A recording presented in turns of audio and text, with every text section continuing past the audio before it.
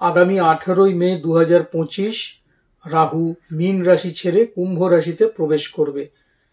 রাহুর এই রাশি পরিবর্তনের ফলে আগামী যে 1.5 বছর বা 18 মাস সময় চলবে, এই সময়টুকুর ভেতরে মকর রাশির জাতক জাতিকারা কি ফল পেতে পারে তাই নিয়েই আজকের এই আলোচনা। নমস্কার, আমি সুজিত পাঠক, সবাইকে স্বাগত আপনাদের প্রিয় চ্যানেল সুজিত পাঠক অ্যাস্ট্রোলজিতে। আজকে যে আলোচনা শুরু করব, আলোচনা শুরুর আগেই বলবো, যারা আমার চ্যানেলটি দেখছেন অথচ সাবস্ক্রাইব করেননি, অবিলম্বে চ্যানেলটিকে সাবস্ক্রাইব করুন পরপর নোটিফিকেশন পাওয়ার জন্য। প্রথমেই চলে আসবো যে রাহু আপনাদের কোন স্থানে বর্তমানে রয়েছে। মকর রাশির তৃতীয় ভাবে আপাতত রাহু রয়েছে এবং 18 তারিখ অর্থাৎ 18ই মে সে বেরিয়ে চলে আসবে আপনাদের দ্বিতীয় স্থান অর্থাৎ ধনভাবে।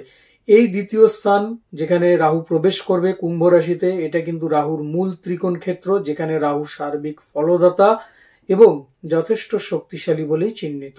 তবে রাহু এখানে প্রবেশ করবার আগে 29শে মার্চ শনি মহারাজ কিন্তু মীন রাশিতে প্রবেশ করে যাবে এবং রাহুর সাথে গিয়ে মিলিত হবে। রাহুর সাথে শনি মহারাজ গিয়ে যখন মিলিত হবে, সেই যে সময়টুকু অর্থাৎ 29শে মার্চ থেকে 18ই মে পর্যন্ত আপনাদের আর্থিক ক্ষেত্র, আপনাদের সামাজিক ক্ষেত্র, আপনাদের দৈনন্দিন জীবনে এবং আপনাদের কর্ম ও ব্যবসায়িক জীবনে কিন্তু একটা বিশাল প্রভাব পড়তে চলেছে এবং যথেষ্ট পরিবর্তনের জায়গাও কিন্তু সুনির্দিষ্ট হচ্ছে। এরপরে যখন রাহু প্রবেশ করে যাবে কুম্ভ রাশিতে, তখন কিন্তু আপনাদের যে জায়গাটা সেটা আরো ভালো হবে এবং আপনাদের কর্মক্ষেত্রে নতুন নতুন চিন্তাধারা, ব্যবসায়িক ক্ষেত্রে আপনাদের নতুন যোগাযোগ, এগুলো যেমন বৃদ্ধি হবে, তার সাথে সাথে আপনার ক্যাশ ফ্লো বাড়তে থাকবে। অর্থাৎ যে টাকাগুলো আটকে ছিল সেই টাকা যেমন আপনি রিটার্ন পেয়ে যাবেন মার্কেট থেকে, তার সাথে সাথে দৈনন্দিন যে রোজগার, দৈনন্দিন যে চাহিদা, তার জন্য যে অর্থের প্রয়োজন, সেই ক্যাশ ফ্লো কিন্তু আপনার হাতে যথেষ্ট পরিমাণে চলে আসবে।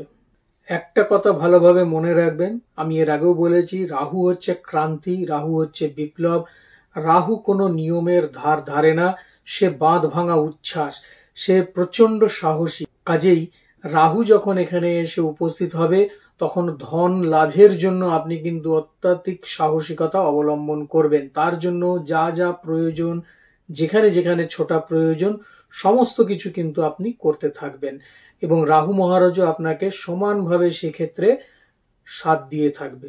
বিগত দিনগুলোতে আপনি যেভাবে ছোটাছুটি করেছেন তার অর্ধেকটাই ছিল হচ্ছে বিফল ছোটাছুটি, অর্থাৎ ছুটেছিলেন তো ঠিকই, কিন্তু কোনো রকম ভাবে সেই কার্য উদ্ধার আপনারা করতে পারেননি। হয়তো যেখানে আপনার 100% কাজ পাওয়ার কথা, সেখানে আপনি হয়তো 40% বা 60% কাজ পেয়েছেন, বাকি কাজ আপনার থমকে ছিল। সেই চাওয়া পাওয়ার যে পূর্ণতা, সেটা কিন্তু রাহু মহারাজ আপনাকে 18ই মে এর পর থেকে অবশ্যই দেবে এবং আপনি আপনার প্রাপ্য সম্মান থেকে আরম্ভ করে সমস্ত কিছু, আপনার নিড যা যা জিনিস, সবকিছু কিন্তু আপনি পাবেন এবং রাহু মহারাজ আপনাকে তা পূর্ণতার সাথেই দেবে। রাহু আপনাদের দ্বিতীয়ভাবে এসে উপস্থিত হয় আপনাদের অর্থ ত্রিকোণকে কিন্তু অ্যাক্টিভেট করে দেবে, যার ফলে আর্থিক যে জটিলতাগুলো ছিল, বিগত দিনে আত্মীয় স্বজনের সাথে যে সমস্যাগুলো ছিল, সেগুলো কিন্তু আপনাদের মিটে যাওয়ার একটা জায়গা তৈরি হবে। অর্থ যেরকম আপনি কোথাও লগ্নি করেছিলেন, সেই অর্থের সঠিক যে রিটার্ন, সেটা আপনি কিছুতে পাচ্ছিলেন না, আপনার ভেতরে একটা দুবিধা ছিল যে হবে কি হবে না, পারবো কি পারবো না, সেই জায়গাটা কেটে যাবে এবং অবশ্যই আপনারা যে লগ্নি করেছিলেন সেই লগ্নির দ্বিগুণ অর্থ আপনারা ফেরত পাবেন। যত রকম ভাবে চেষ্টা করছিলেন, সঞ্চয় কিছুতেই আপনাদের হচ্ছিল না, অবশ্যই সেই সঞ্চয়ের জায়গা তৈরি হবে। খরচ তো হবেই, কিন্তু খরচের সাথে সাথে আপনাদের কিন্তু অর্থের জায়গাটা তৈরি হয়ে যাবে। মনে রাখবেন, শনি মহারাজ যখন তৃতীয় ভাবে প্রবেশ করে, তৃতীয় শনি কিন্তু প্রচন্ড শুভ ফল প্রদান করে জাতক বা জাতিকাকে। তা আপনাদের রাশিপতি যিনি, সেই শনি, সে চলে যাচ্ছে তৃতীয় ভাবে এবং দ্বিতীয় ভাবে বলবান রাহু এসে উপস্থিত হচ্ছে আপনাদের ধনভাবে। ফলত কিন্তু এই দুটো মিক্সিং এ আপনারা ভালো অর্থ রোজগার করতে পারবেন। কুটুম্ব পরিজনদের সাথে যে সমস্যাগুলো ছিল, দেখবেন ধীরে ধীরে ধীরে ধীরে সেগুলো মিটে যাচ্ছে এবং তাদের সাথে একটা ভালো ব্যবস্থাপনা তৈরি হবে। নতুন অতিথি আপনার গৃহে আসতে চলেছে।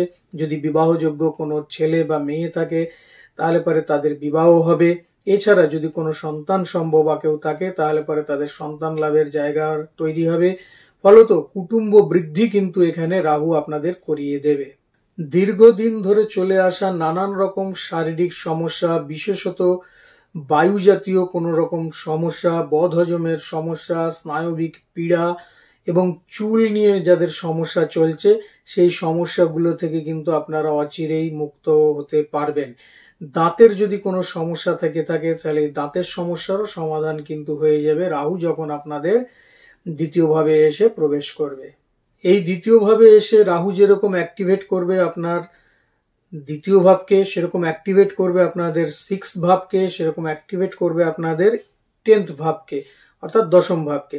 6 নম্বর ঘরকে যখন রাহু অ্যাক্টিভেট করে দিচ্ছে, আপনাদের রোগ ঋণ রিপুর ঘর হচ্ছে 6 নম্বর ঘর। ফলত মনে রাখবেন, দীর্ঘদিন ধরে চলে আসা যদি কোনো রকম আইনি সমস্যা আপনার চলতে থাকে বা কোনো রকম শত্রুর সাথে আপনার বোঝাপড়া সেভাবে না হয়ে থাকে, তাহলে পরে সেটা কিন্তু মিউচুয়ালের পথে যাবে। এবং অবশ্যই আপনার শরিকি দ্বন্দ্ব থাকলে পরে সেই দ্বন্দ্ব আপনার মিটে যাবে। আমি তো আগেই বলেছি, শারীরিক ক্ষেত্রে আপনার উন্নতির জায়গা তৈরি হবে। যে সমস্যাগুলো চলছিল সেগুলো কেটে আপনি এগোতে পারবেন এবং আপনার শারীরিক যে ডায়াগনোসিসের জায়গা সেটা কিন্তু তৈরি হয়ে যাবে। এছাড়া যদি আপনারা কেউ কম্পিটিটিভ পরীক্ষার সাথে যুক্ত থাকেন, কম্পিটিটিভ পরীক্ষা দেবেন বা কোনো রকম খেলাধুলা স্পোর্টসের সাথে যুক্ত থাকেন, আপনাদের কিন্তু সফলতার জায়গা তৈরি হবে। কম্পিটিটিভ পরীক্ষাতে যেরকম আপনারা সফলতা লাভ করতে পারবেন, ঠিক সেরকমই আপনাদের জীবনের প্রতি ক্ষেত্রে প্রতি ধাপে কিন্তু সাকসেস থাকছে। যারা চাকরি করছেন তাদের ক্ষেত্রেও উন্নতির জায়গা রয়েছে। অবশ্যই ঊর্ধ্বতন কর্তৃপক্ষকে আপনি মোটিভেট করতে পারবেন। আপনার কথা শুনে তারা কিন্তু কাজ করবে, ভাববে এবং আপনার কথা অনুযায়ী তারা চলবে। তাদের কথা অনুযায়ী যে আপনাকে চলতে হবে সেই জায়গায় নেই। বিগত দিন ভুলে যান, নতুন পরিবর্তনের জায়গায় কিন্তু আপনি আসতে চলেছেন। অবশ্যই সেই জায়গাটা আপনার হবে। আপনি আপনার দাপটের সাথে সেই কর্মক্ষেত্রে এগিয়ে যাবেন এবং অবশ্যই সেক্ষেত্রে আপনার সাকসেস আসবেই। 10ম ভাবে যেহেতু রাহু আপনাদের অ্যাক্টিভেট করে দিচ্ছে, যার ফলে কি হবে, আপনাদের মান সম্মান বৃদ্ধির একটা জায়গা তৈরি হবে। হ্যাঁ, কর্মক্ষেত্রে কিছু কিছু ক্ষেত্রে আপনি পরিবর্তন আনতে পারেন। হয়তো যারা প্রাইভেটে চাকরি করছেন তারা সুইচ করে অন্য কোনো কোম্পানিতে যেতে পারেন, সেক্ষেত্রেও তাদের কিন্তু যথেষ্ট লাভবান হওয়ার সুবিধা রয়েছে। এছাড়াও যদি আপনি রাজনীতিতে থাকেন, প্রফেশন হিসাবে রাজনীতিকে নেন, তাহলে পরে কিন্তু চমকপ্রদ সফলতা আপনাদের জন্য অপেক্ষা করছে। আপনাদের ইন্টারাকশন খুব ভালো হবে এবং আপনারা একদম গ্রাস রুট থেকে উঠে আসবেন এবং সেই জায়গায় মানুষের সাথে যে সংযোগটা সেটা খুব ভালো হবে এবং আপনাদের যে রাজনৈতিক পরিচয়, রাজনৈতিক যে ক্ষমতা, সেটা কিন্তু লাভ হওয়ার একটা জায়গা পাওয়া যাচ্ছে। এছাড়া নেম ফেম, এতদিন ধরে চেষ্টা করছিলেন কি করে বাড়বে, অবশ্যই আপনাদের নেম ফেম বৃদ্ধিরও একটা জায়গা তৈরি হবে এই সময়। সব ক্ষেত্রেই যেন আপনার একটা ডিয়ার ডেভিল মনোভাব তৈরি হবে যে ঠিক আছে।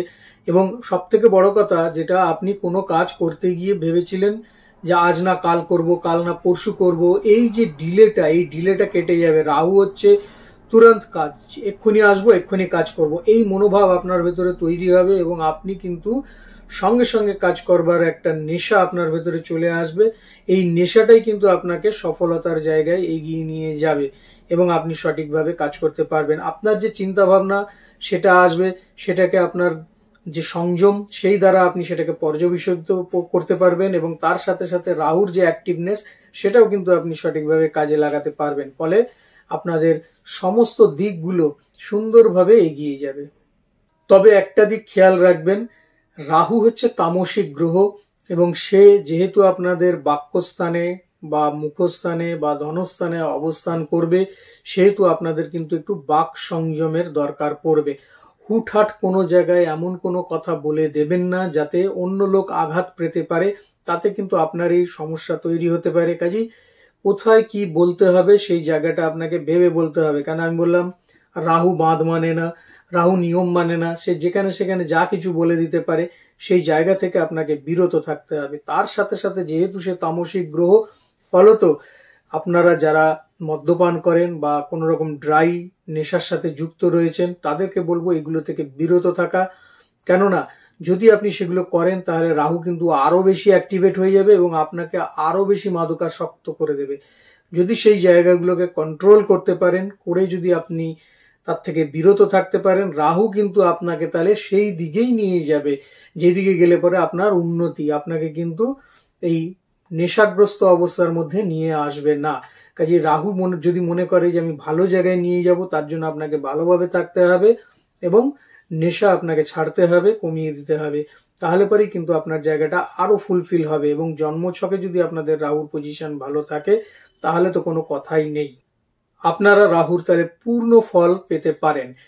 এছাড়াও ফলকে আরো বেশি বৃদ্ধি করতে গেলে পরে কি করবেন, প্রত্যেক দিন সূর্য অস্ত যাওয়ার পর পর ওম রাং রাহবে নমঃ এই মন্ত্রটা যদি করতে পারেন, 108 বারই করুন, আপাতত 108 বার করে যদি করতে পারেন প্রত্যেক দিন, আপনার ক্ষেত্রে যথেষ্ট শুভপ্রদ হবে। গৃহের ঝুল যত আছে, পাখা বা লাইট, প্রত্যেকটা ক্ষেত্রে যে ঝুল পড়ে সেই ঝুল পরিষ্কার রাখুন, ঘর দোর পরিষ্কার রাখুন এবং তার সাথে সাথে প্রত্যহ বিষ্ণু সহস্রনাম পাঠ করুন। যদি পাঠ করতে নাও পারেন তাহলে পরে সেটা রেকর্ড চালিয়ে আপনি বিষ্ণু সহস্রনাম শুনুন, তাহলে পরেও আপনার ক্ষেত্রে ভালো হবে। তাহলে বন্ধুরা আজকে এই পর্যন্তই, আগামী দিন আরো একটা নতুন ভিডিও নিয়ে আপনাদের সঙ্গে দেখা হচ্ছে। ততক্ষণের জন্য সবাই ভালো থাকুন, সুস্থ থাকুন এবং অবশ্যই আমার চ্যানেলের সঙ্গে থাকুন। নমস্কার।